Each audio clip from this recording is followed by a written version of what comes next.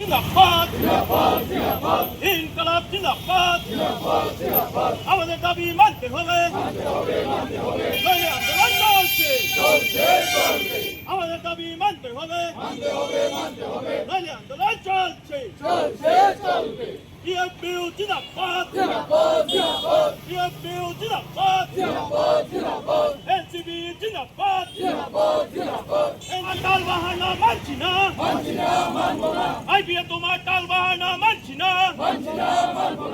IBA তোমার টাল বাহানা মানছি না ভারত সরকার তোমার টাল বাহানা মানছি না ভারত সরকার তোমার টাল বাহানা মানছি না solidarity জিন্দাবাদ PFU দিচ্ছে না ইউনাইটেড ফোরাম অফ ব্যাংক ইউনিয়নের ডাকে সাড়া দিয়ে আমরা উত্তর ত্রিপুরা জেলার জেলা সদর ধর্মনগরেও আমরা আজকে এই সারা 24 ঘন্টা ব্যাপী সারা ভারত ব্যাংক ধর্মঘট পালন করছি।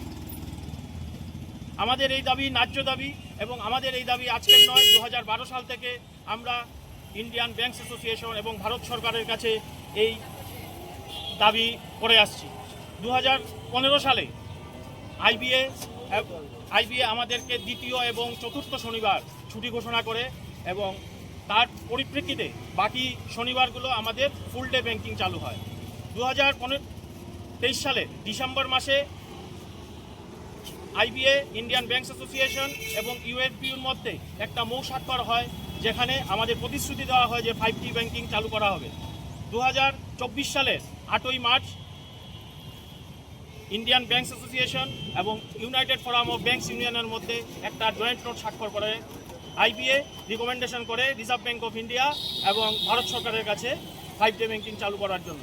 কিন্তু IBA, reserve bank of India এবং ভারত সরকার বিভিন্ন টাল বাহানা করে আমাদের এই ন্যায্য দাবিকে পূরণ করছে না।